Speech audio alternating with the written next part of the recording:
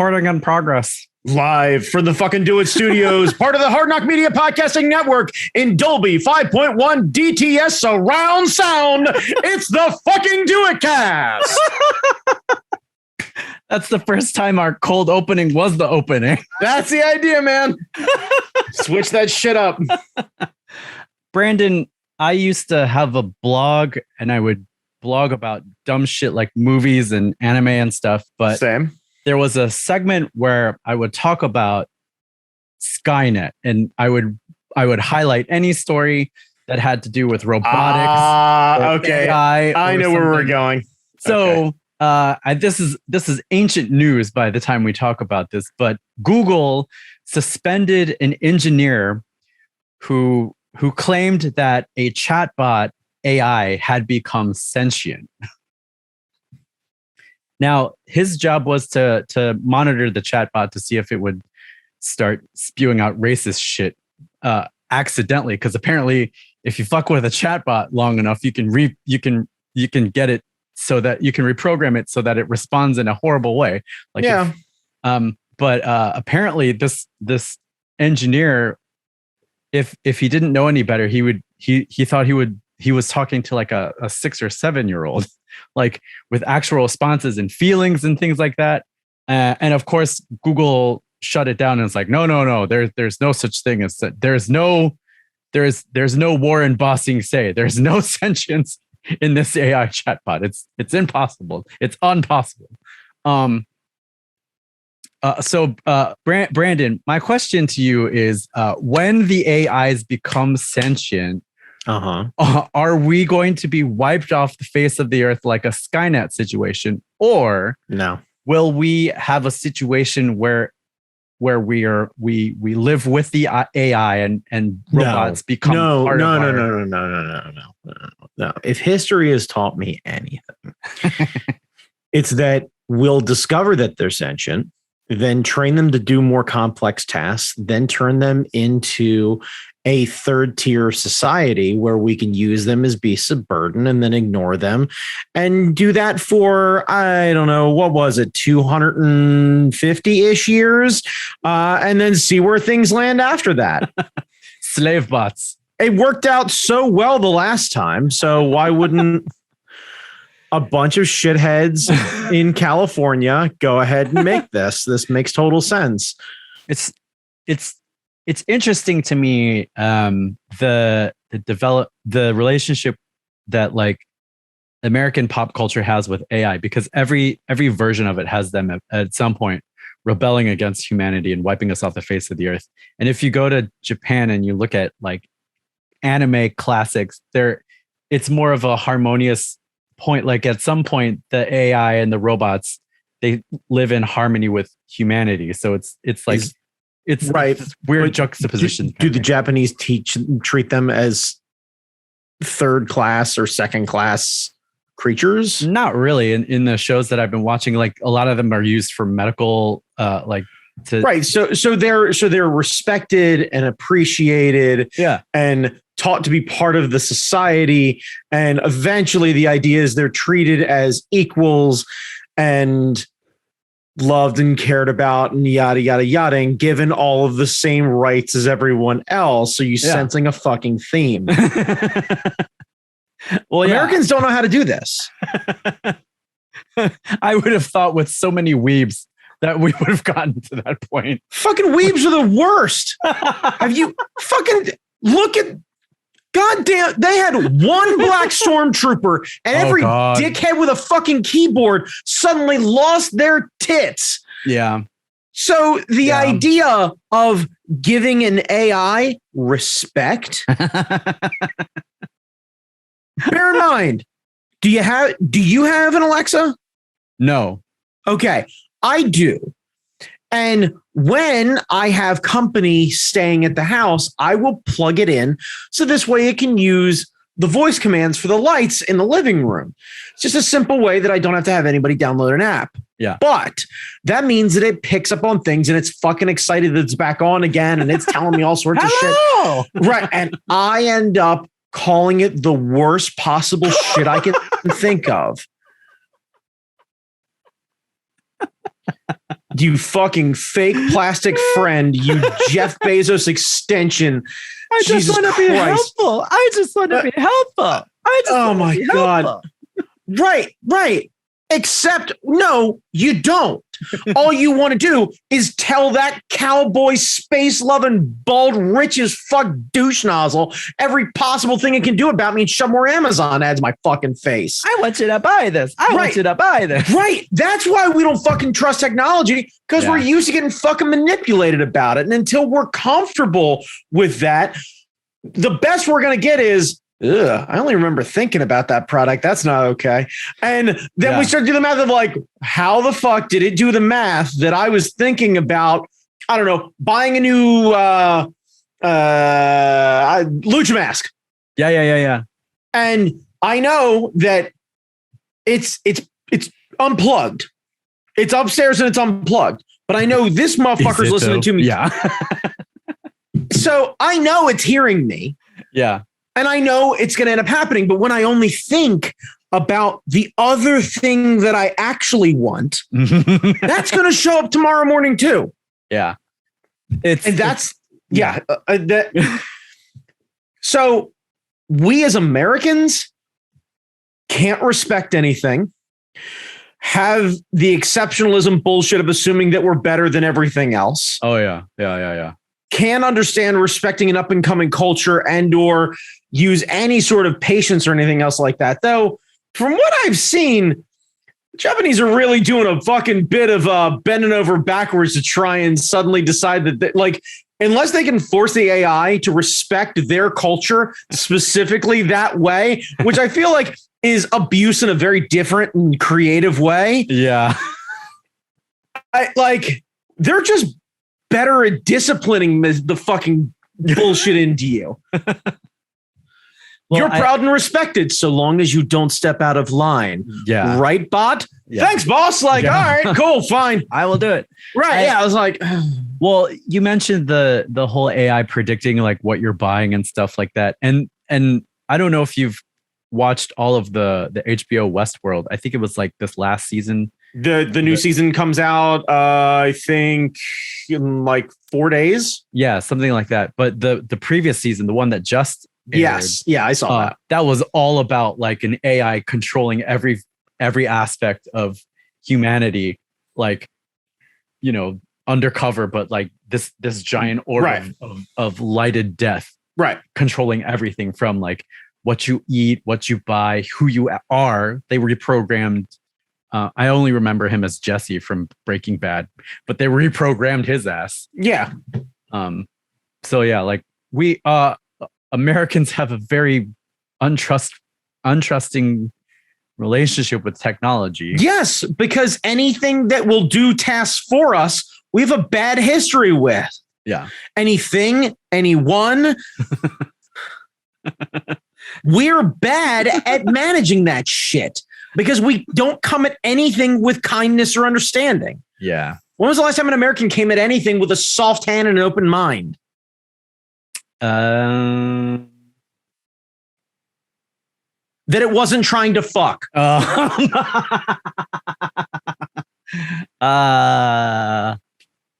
Yeah. You can keep thinking, like you may as well start the intro and think your way through it because you ain't gonna get there. That would be a great bumper.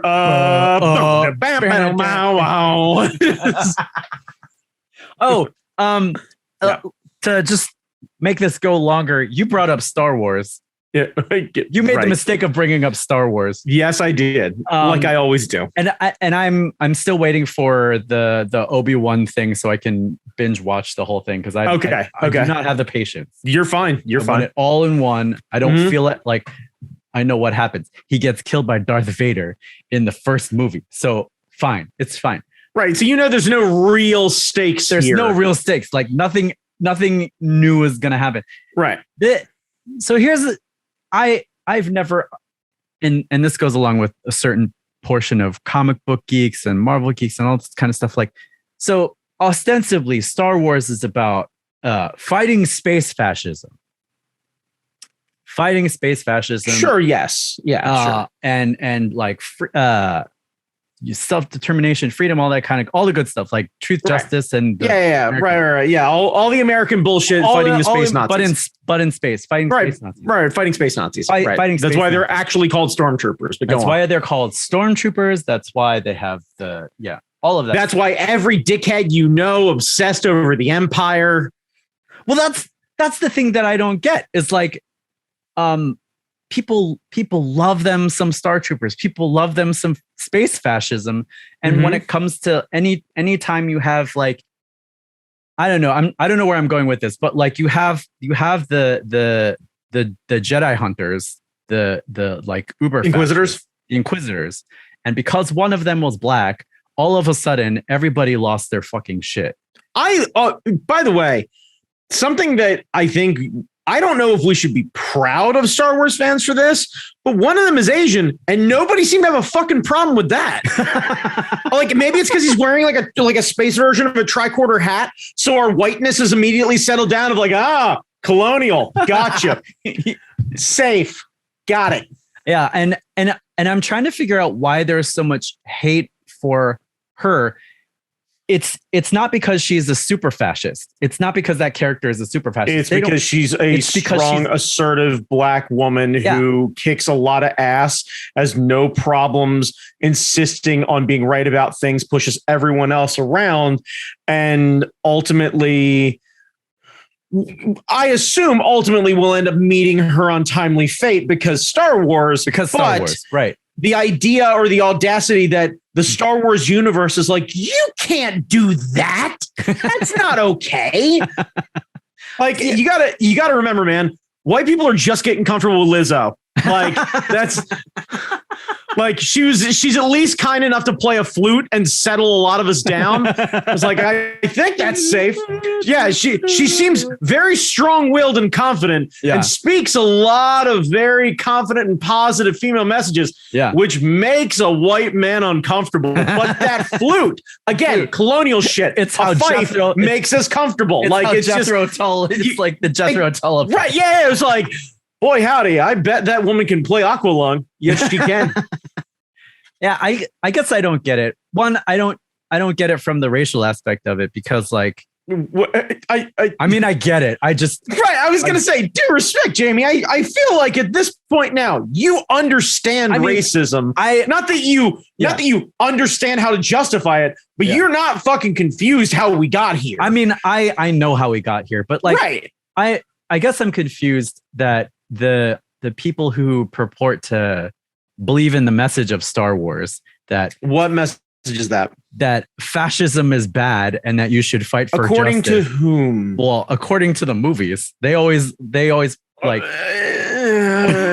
right, let's not read way too into everything because, by the way, the fascists win at the end of every Star Wars movie. That's true too. That's true. So because you might be telling an up and coming story, but what you're really telling the story of is how strong fascism will actually like succeed in the end. That's true. The prequels, fascism wins. The original series, we blew up the Death Star, but yet in the obviously fascism happens again. And well, because it's the idea of we blew up their big space station. What about all the other installations across the galaxy, across thousands of planets and millions of soldiers? We blew up the space moon. Yeah. Space moon. Like, who cares? You blew up one big weapon. They are a juggernaut of a military force that, in spite of Palpatine falling down and yada yada, and Vader being dead, you think Grand Moff Tarkin's the only fucking one who's in the line of succession? Yeah. You think space Nazis don't know how to organize? You think that there's not some fucking evil little prick who's under there pulling some Goebbels shit, just ready to fucking step their way up? Ironically, high step their way up? Yeah. That's fucking true. Yeah. Space fascism has always won in these movies. Nowhere. It went nowhere. It lost its big weapon, which is a day in the sun and something for the rebels to fucking hang their hat on. And it got a bigger one. But clearly, like, what I learned from the most recent trilogy is that they're clearly, they got knocked down some over time. Mhm. But they didn't go anywhere. Mm-mm. So at best, what we're going to say is this is an allegory not for fascism, but for white supremacy. Yeah. That it in its heyday, Yeah. it was at its strongest and everything else like that, but it never actually went anywhere. No. We saw the rise in the prequels. Right.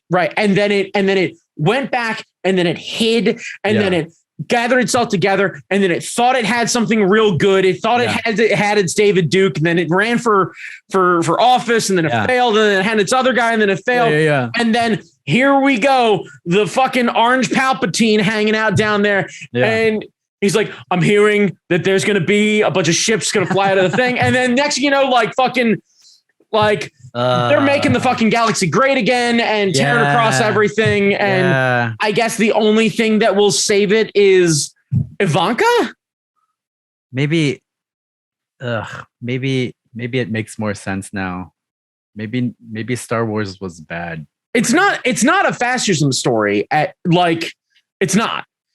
It is at best on par with X-Men in the sense that it is an allegory of fighting racism.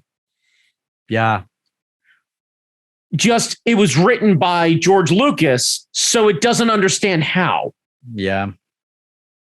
That's why you get one black guy toward the end. Yes. And the one black guy turns on you. Yeah. Yeah, that's true. Right. Fucking Lando. Right. Yeah. Right. Because Vader's tall, strong, voiced by fucking James Earl Jones, and black on black. Yeah. And then he gets whitewashed. Right. Literally. Right. But there's a ton of Star Wars that I fucking love, but the story teaching it as a whole, the idea of getting excited about the Empire, that always bothers me. I know the 501st does a lot of good, and they do a lot of charity work and everything else like that. And I like to believe that this is one of those you can let it feels like the anomaly of toxic fandom, where they found a questionable subject and they're like, it's a make-believe story. It's completely made up. None of these things are real. These are just the bad guys. There has to be a bad guy in every war. Right. And we're going to dress up, but also we're going to do a bunch of kids' charity work. And all I'm thinking is wait a second. Didn't the Nazis have a youth reach out program? Oh, no. And it's wait a second. Didn't the Klan sponsor some days at Bass Pro Shop's giant fucking pyramid?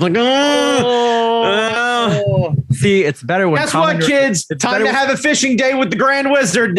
It's better when Kamen Rider does it, because you get a cute little hat with a little Kamen Rider symbol on it. And Kamen Rider's not fucking racist or Nazi, so he's actually kicking the shit out of Starfish Hitler. Cool. God. Oh. Yeah, I think you've uncovered it. I don't think I've uncovered shit. Well, no, I think that has been hanging out there for some time now. You feel more comfortable with it at this point? No, you've explained it in a way that brings to light a lot of feelings I've had about Star Wars. I like aspects of it, and I like the fact that the sequels had a more diverse cast. I love the cast. I hated that last movie, but I loved seeing those actors hang out with each other because they were cool. I could relate to them. They looked different. It wasn't all the same shit. It wasn't all the same shit. And I agree with everybody that says the Rise of Skywalker or whatever is a garbage movie. Because I mean, it was basically let's listen to everybody, and then it just I know decision by committee is rarely a good thing. Yeah. But I don't know. I'm trying to figure. But going back to the Obi-Wan stuff and the Inquisitor that everybody had a problem with, that. I don't know. I don't know why that bothered me. I know why it bothered me. I don't know why I was surprised. Why letting a strong black female character be part of their fake fascists. Oh, the fake You fascists. can't imagine why that bothers them so much. Yeah. I can think of about a dozen fucking reasons why. Yeah. I bet if it was Gina, nobody would have had a problem. No, nobody would have had a fucking problem. Yeah. Oh man. Yeah. Well, the one thing I did like was that previously the Star Wars publicity juggernaut would kind of ignore stuff like that. Yeah, I did appreciate them fucking snapping that up of like, no, this isn't okay. Yeah, and then the Star Trek, the guy who plays Captain Pike, he was like, "This is some bullshit. Fuck y'all. Yeah, we are different fandoms, but we support you." So right, yeah. The second I'm hearing Ewan McGregor be like, "No, fuck off." Yeah, like. All right, cool. I'm here. I'm here for that. I have always been a fan of Obi-Wan, probably more Clone Wars than anything else. But I was like, when the prequels hit around, I was like, yeah. By the time the third prequels movie was hitting, I was like, fucking Obi-Wan Kenobi. That's what I'm talking about. That's my dude right now. Yeah. Well, how is the show? You've been keeping up with it. I've been keeping up with it. It's fun. This is the thing. You are asking the wrong guy. Yeah. Okay. You should understand.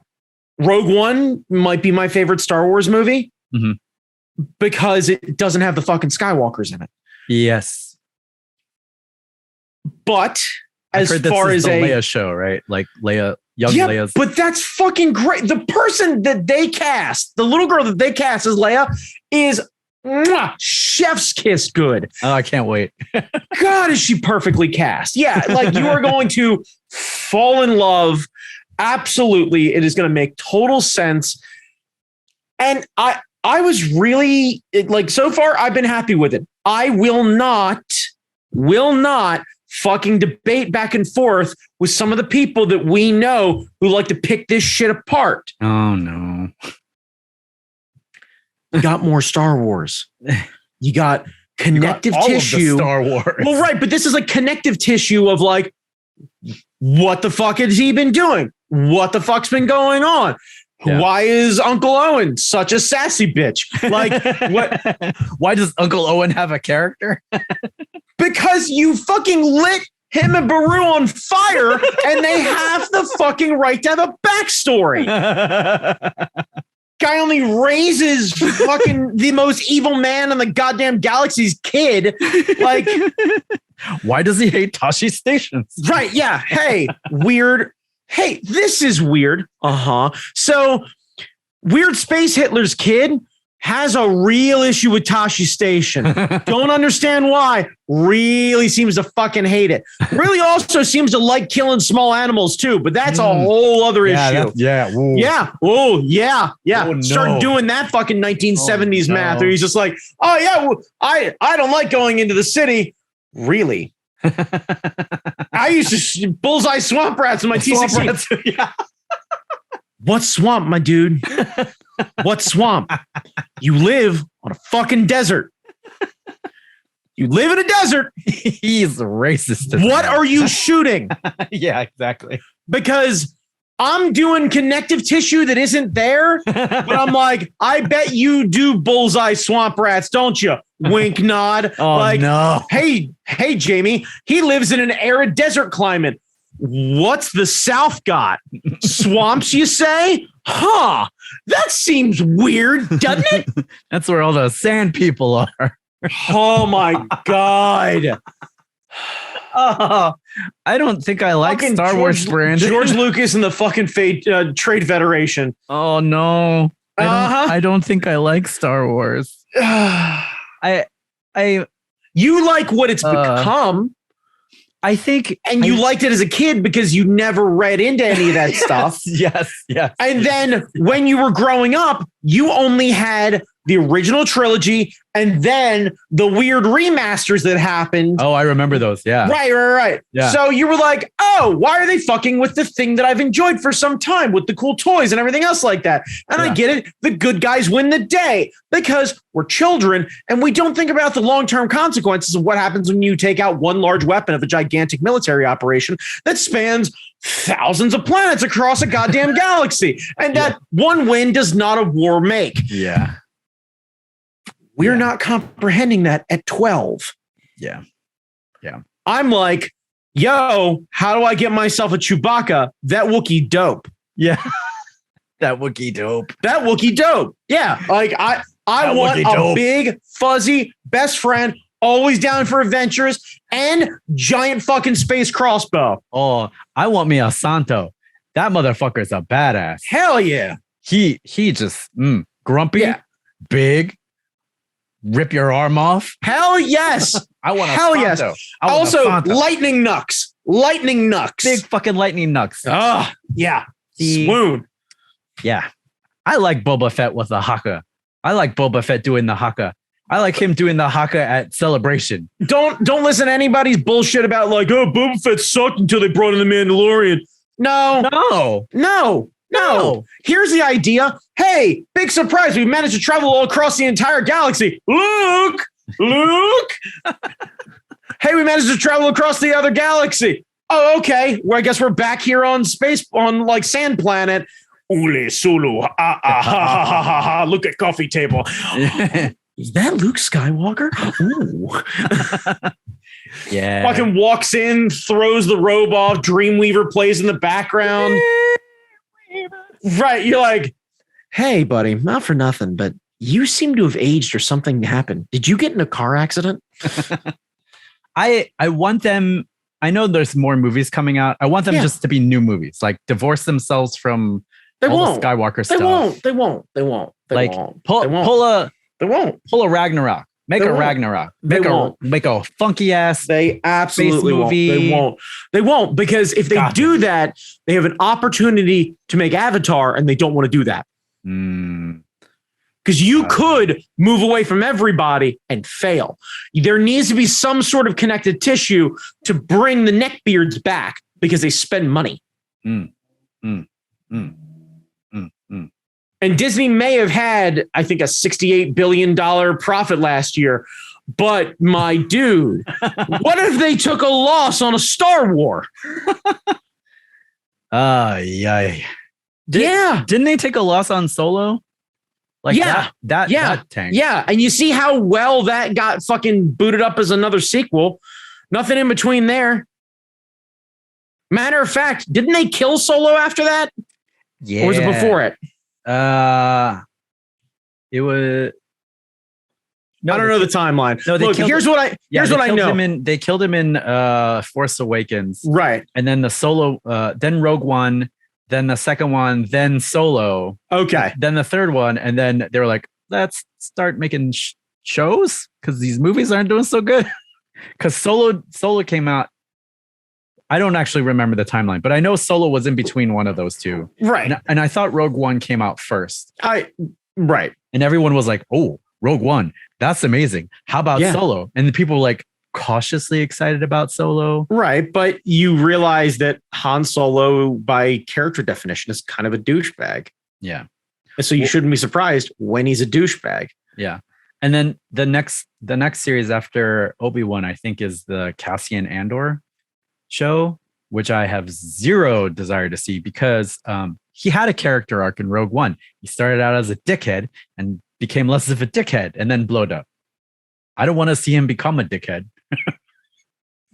I assume what he'll be is towing the line of lovable dickhead. He'll be grumpy but okay. Yeah. He'll grumble but he'll have a heart of gold. We need our gay space uncles, Chirrut and Baze. That should have been the series. God damn. Yeah. Guarding the Temple Adventures. Temple Adventures. Honestly, Adventures. If you want to stick with stuff that would make white people comfortable, we could go back to fucking Tatooine. Let's bring Timothy Oliphant back out and we have him be Space Sheriff. Space Sheriff. Justified was rad.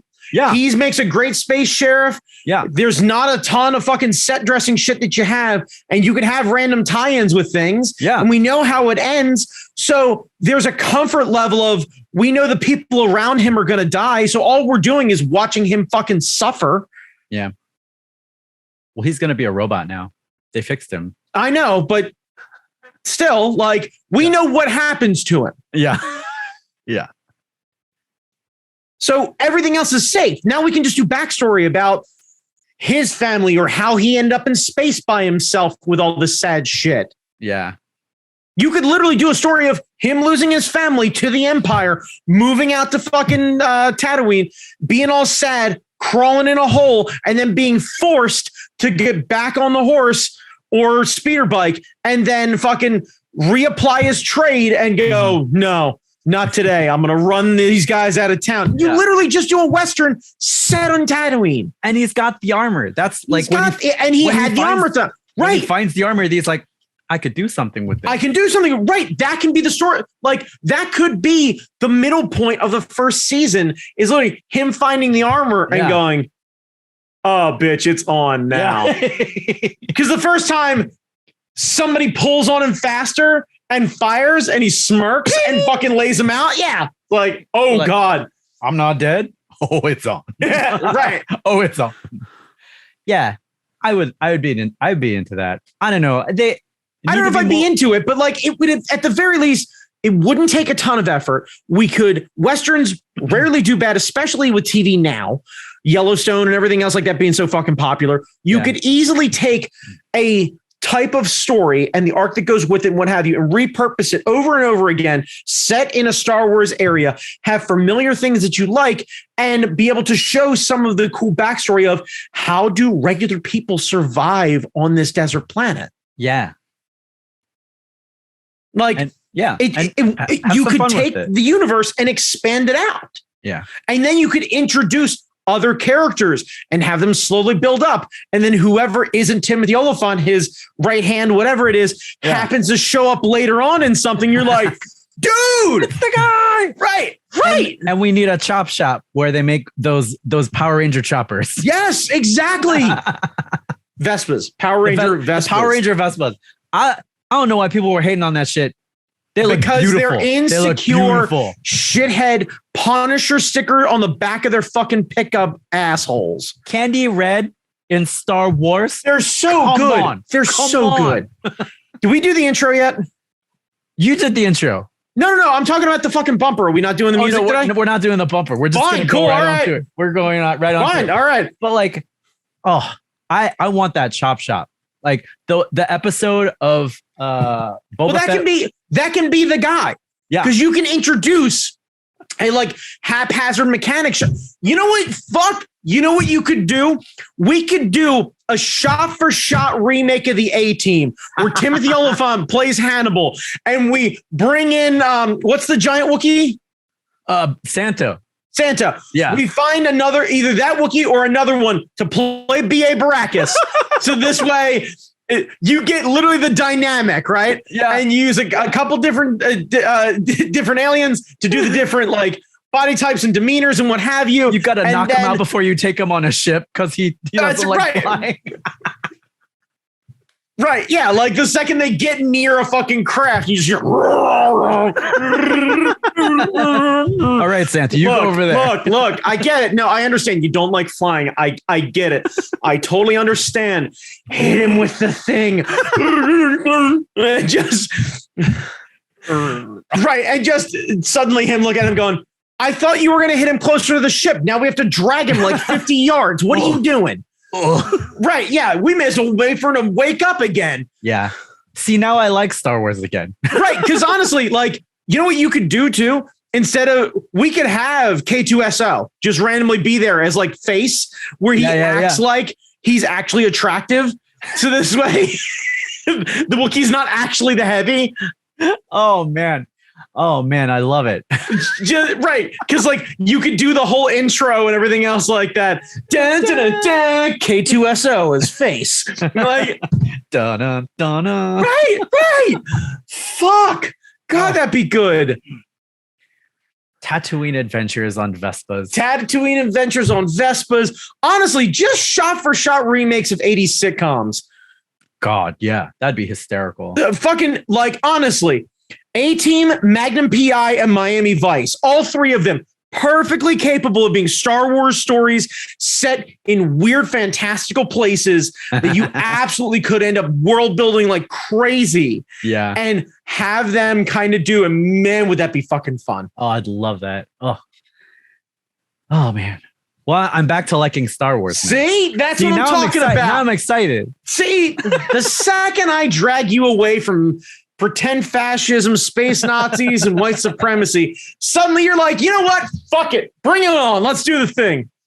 Speaking of fascism, Brandon, I sent you a story about the Let's Go Brandon bullshit. Yes, you did. Can you explain what's going on here? Oh, wait, hang on. All right, hang on. Let me bring up the story because I don't remember all the details and I don't want to get this wrong because this is very, very sweet. Yeah, I'm bringing it up right now on my phone. Hang tight 1 second here. Okay. Let's Go Brandon has become the MAGA way of saying fuck Biden instead of just having the balls to say fuck Biden. And it's stupid. It's not even offensive. Well, it's their way of doing it so this way they can chant it without getting bleeped.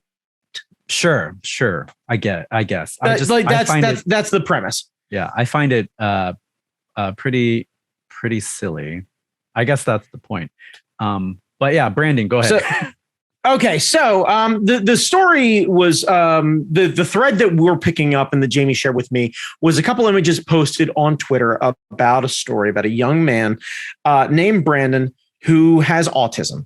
So this young man kept seeing the stickers "Let's Go Brandon" attached to bumpers and all sorts of stuff like that in a Texas RV park where they were staying with family. Young Brandon is 9 years old, visiting from Minnesota into Texas. He is a young man in a strange land in an environment that he's not very comfortable with, but seeing his name everywhere and not really understanding what's going on. So to clarify, Brandon, I'm reading and quote from the story, Brandon has autism, which can make the world feel like a scary place sometimes. The family trip to Texas was full of new experiences and big decisions. Should we jump in the pool, take the training wheels off his bike? The signs were telling Brandon to go for it. Brandon took the signs at their word. Quote, "Mama, the people here love me," end quote. His mother remembers telling him telling her, quote, "They've got signs. They're cheering me on," end quote. So this kid sees these shithead fucking douchebags trying to cowardly tell the president to go fuck himself. Mm-hmm. And a young man out of the mouth of children come the best shit. Yeah. And an innocent kid who, thank God, doesn't know any better, finds positivity in such a negative fucking message. Yeah. Okay, so the story continues. Encouraged by the signs, Brandon found his courage. The training wheels came off. He took the plunge into the pool. Even though the water looked pretty cold, he walked around that RV park with his head held high, feeling like a celebrity. A coded political message meant to make someone feel bad accidentally made one little boy feel pretty good. A new children's book, Brandon Spots His Sign, celebrates Brandon's courage and his ability to look at the world's unkindness and see only kindness. Oh, man. I forgot about the children's book. The children's book is fucking delightful. Okay, so I don't know specifically when this story got posted, but it says last week, Brandon got another nudge of support from someone with experience in Let's Go Brandon messaging, President Joseph Biden. Aww. Let's Go Brandon started as a mean-spirited blah, blah, we don't care. Okay, the thing from President Biden here. Dear Brandon, your mom sent me a copy of the book she wrote about you, and I loved it. You're an inspiration to me and certainly to so many other people who have read Brandon Spots His Sign. I also know what it feels like to be a little different. I stuttered as a child, and some kids could be really mean. But remember, you are stronger because you persevere. Never forget that you were defined by your character and courage. I am so proud of you, Brandon. Stay kind, curious, and fearless. Oh.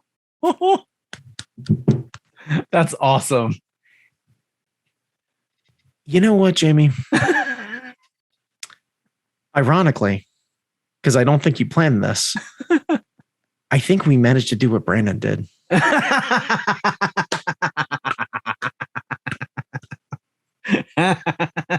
I think we took a thinly veiled, poorly written, racist, and fascist symbol. We managed to find the positivity in it. It's true. It's true. And it's fucking shiny Vespas, my dude. Shiny fucking Vespas. Shiny Vespas. Oh my God. Oh, I gotta see if they made model kits of that shit. It's no children's book, but fuck, that's rad. You just reminded me I need to go online and go order that book and not through Amazon. That's adorable. That is fucking great. And I think that is the sort of, you know what? Fuck it. I think we should wrap it up after that. Yeah. I think that's look. We have talked a lot of shit about Star Wars. We have found the positivity. We do what we do best. We spin this motherfucker until it makes sense. But I don't think we can hold a candle to young Brandon and his ability to stare bullshit in the face, see how ridiculous it is around him, and find solace in going, you know what? Fuck yeah. Yeah. Fuck yeah. Yeah. Because as a Brandon, when I heard the chant the first time, I went, the fuck is going on? Why is my name all over goddamn Twitter? And then all of a sudden I went, oh. No. Young Brandon never has that moment. He's filled with curiosity and went, that's right. I'm going to ride this wave, my dude. I'm going to ride this wave. Let's go me, bitches. Let's go see the president, ironically. Woo! And just fucking tears off down a water slide of fucking outstandingness. God. That is so good. It is fucking exceptional that kid managed to make the best of an absolute fucking turd sandwich that has been spread across the world. And he's like, wait, guys, whoa. They love me. And it's like, I love that.